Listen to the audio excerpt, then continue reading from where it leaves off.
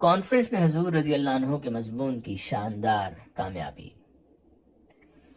23 ستمبر 1924 کا دن سفر یورپ کی تاریخ میں سنہری دن ہے، کیونکہ اس دن ویمبلے کانفرنس میں حضور کا بے نظیر مضمون پڑھا گیا، جس نے سلسلہ احمدیہ کی شہرت کو چار چاند لگا دیے۔ یورپ میں اسلام کی روحانی فتح کی بنیادیں رکھ دیں، اور حضرت مسیح موعود علیہ السلام کا لندن میں تقریر کرنے کا رویا پوری آب و تاب سے پورا ہو گیا۔ مردوں اور عورتوں نے بھی نہایت شوق اور خوشی سے سنا۔ 1 گھنٹہ بعد لیکچر ختم ہوا تو لوگوں نے اس گرم جوشی کے ساتھ اور اتنی دیر تالیاں بجائیں کہ پریزیڈنٹ سر تھیوڈر ماریسن کو اپنے ریمارکس کے لیے چند منٹ انتظار کرنا پڑا۔ قانون کے ایک پروفیسر نے بیان کیا کہ جب وہ مضمون سن رہا تھا تو یہ محسوس کر رہا تھا کہ یہ دن گویا ایک نئے دور کا آغاز کرنے والا ہے۔ ایک بادری منچ نے کہا، 3 سال ہوئے مجھے خواب میں دکھایا گیا کہ حضرت مسیح 13 حواریوں کے ساتھ یہاں تشریف لائے ہیں، اور اب میں دیکھتا ہوں کہ یہ خواب پورا ہو گیا۔ حوالہ تاریخ احمدیت جلد 4۔ مسجد فضل کا سنگ بنیاد۔ مسجد کے سنگ بنیاد کے لیے 19 اکتوبر 1924 ہفتہ کا دن مقرر تھا۔ لندن کے اخبارات نے موسم کے متعلق پیشگوئی کی تھی کہ سورج نکلے گا، لیکن صبح ہی سے بارش شروع ہو گئی۔ جب اس کا ذکر حضور رضی اللہ عنہ سے ہوا تو آپ نے نہایت اطمینان سے فرمایا، یہ بہت اچھا ہے۔ ایسی حالت میں جو لوگ آئیں گے وہ اخلاص ہی سے آئیں گے، اور انشاءاللہ یہ تقریب کامیاب ہوگی۔ بحوالہ حضرت ڈاکٹر میر محمد اسماعیل صاحب۔ اللہ کے فضل سے یہ تقریب کامیاب ہوئی۔ 2 بجے سے ہی مہمانوں کی آمد شروع ہو گئی۔ لندن کے بعض اکابر اور پورٹ سمتھ تک کے بعض نو مسلم اور ہندوستانی اور ہر طبقہ کے لوگ تقریب میں آئے۔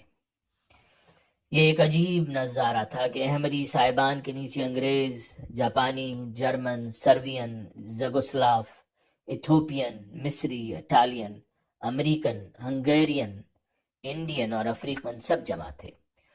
گویا مشرق مغرب کو حضرت اولو العزم نے ایک مقام پر اکٹھا کر دیا، اور مذہب کے لحاظ سے عیسائی، یہودی، زرتشتی، آزاد خیال، ہندو اور مسلمان سب تھے، اور یہ معزز مجمع 200 سے زائد آدمیوں پر مشتمل تھا۔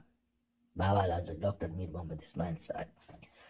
پرائم منسٹر سر ریمزی میکڈونلڈ نے امام جماعت احمدیہ کی اس دعوت پر شکریہ ادا کیا، لیکن چونکہ وہ لندن سے باہر تھے اس لیے اس موقع پر وہ نہ آ سکے، اور انہوں نے اس پر بہت افسوس کا اظہار کیا۔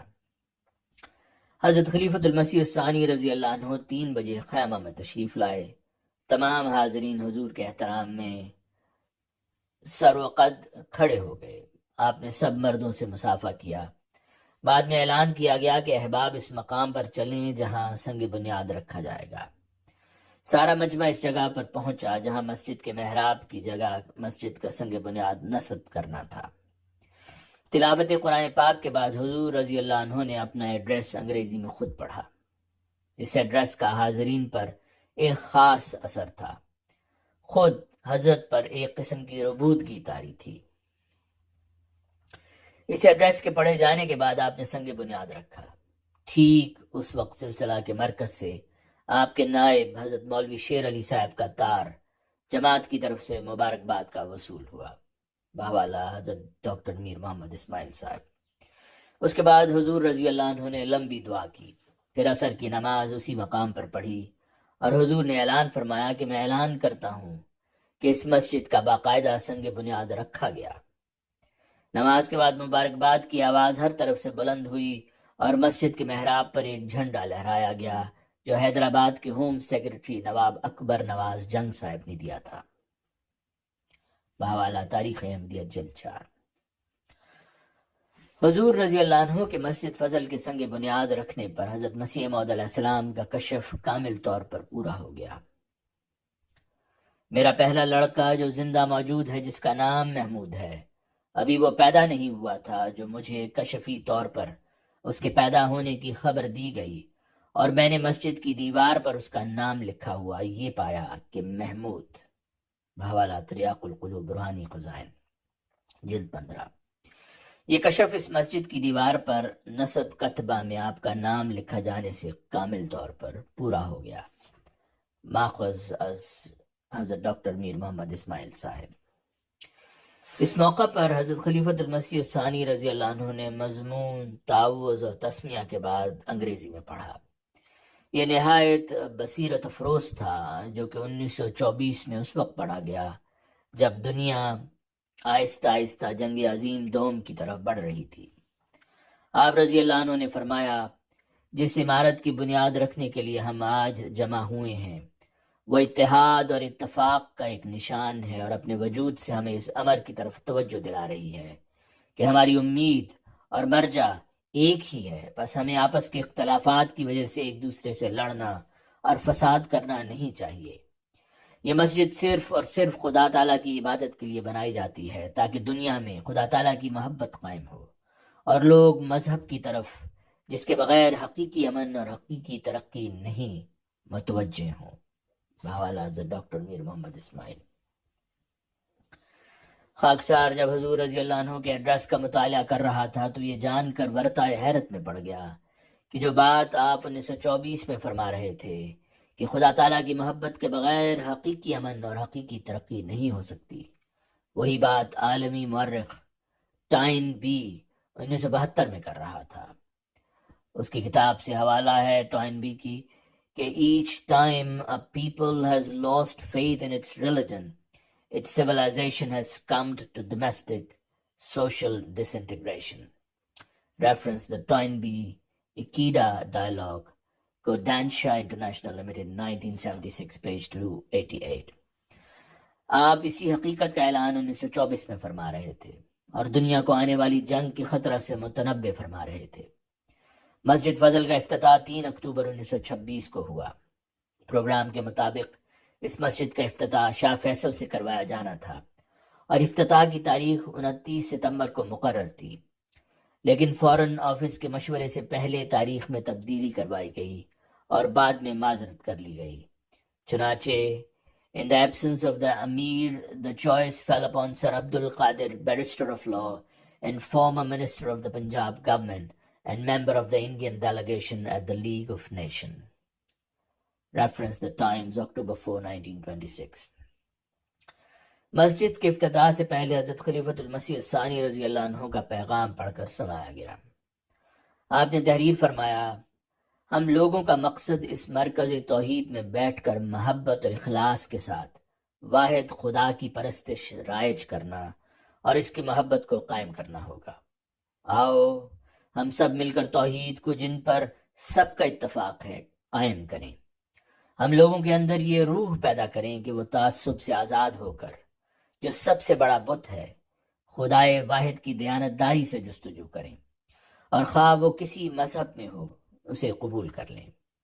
ہم اس خدا کی طرف نہ جھکیں جو ہمارے دماغوں نے پیدا کیا ہے، کیونکہ وہ ایک بت ہے، بلکہ اس خدا کی طرف جھکیں جو اپنی زندہ طاقتیں ہمیشہ اپنے مقدسوں کے ذریعہ سے ظاہر کرتا رہتا ہے، اور پھر اس مشرق و مغرب کے خدا پر ایمان لاتے ہوئے یہ کوششیں کریں کہ دنیا میں امن و امان قائم ہو۔ بحوالہ حضرت ڈاکٹر میر محمد اسماعیل، تواریخ مسجد۔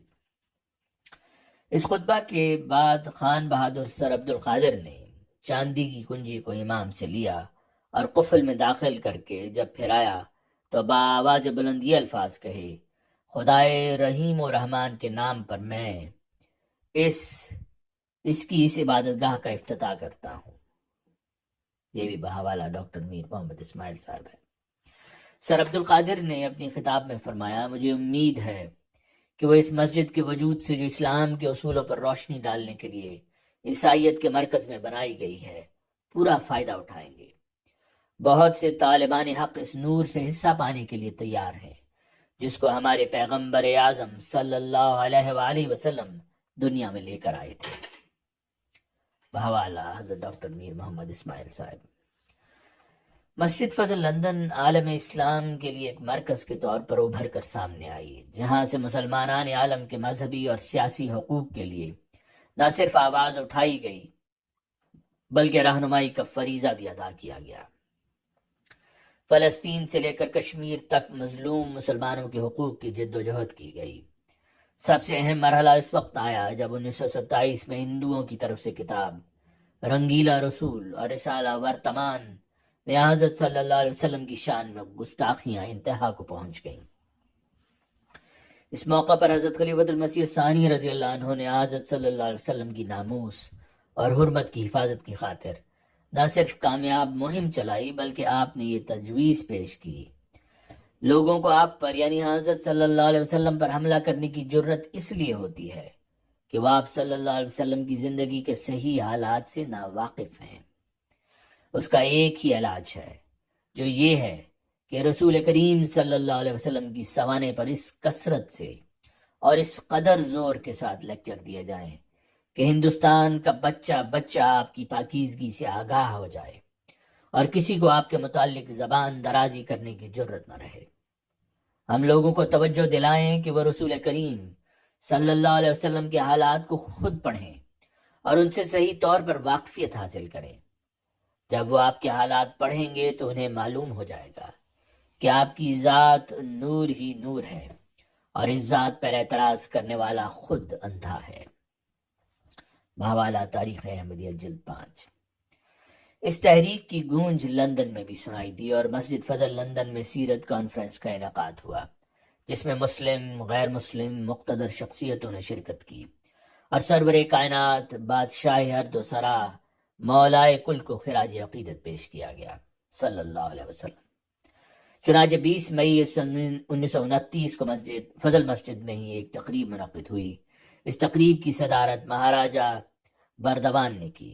اس میں جن شخصیات نے خطاب کیا ان میں عبداللہ یوسف علی، امام مولوی فرزند علی صاحب اور مسز سروجنی نائیڈو شامل تھے۔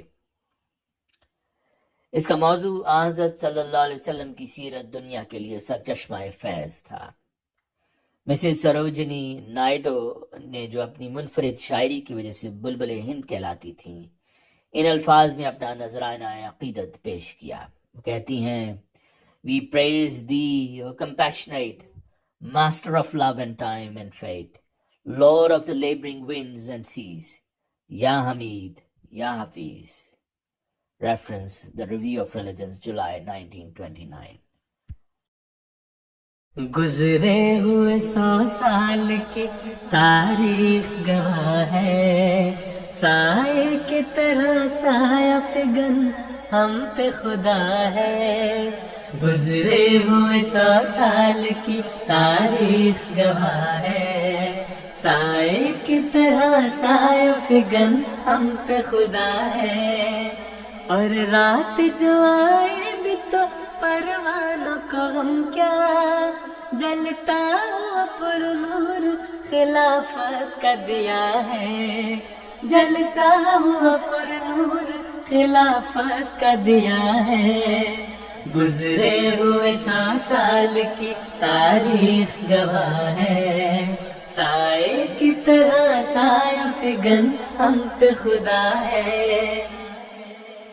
کچھ اس لیے ہجرت بھی ضروری تھی ہماری، اس شہر سے تنگر میں جفاکار بہت تھے، کچھ ان کو بھی نفرت سے عقیدت تھی زیادہ، کچھ ہم بھی محبت کے پرستار بہت تھے، پہلے سے کہیں بڑھ کے ہمیں اس نے دیا ہے، پہلے سے کہیں بڑھ کے ہمیں اس نے دیا ہے۔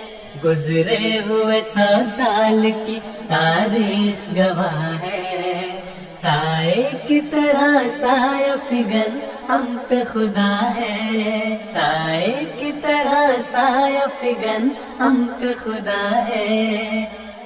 برکت ہے خلافت کی کہ ایک ہاتھ پہ یارو، لاکھوں ہے کروڑوں ہے جو ایک جان ہوئے ہیں، طوفان کی مرضی تھی اجڑ جائیں گے لیکن بوٹے جو لگائے تھے گلستان ہوئے ہیں، سب اس کی عطا، اس کی عطا، اس کی عطا ہے، سب اس کی عطا، اس کی عطا، اس کی عطا ہے۔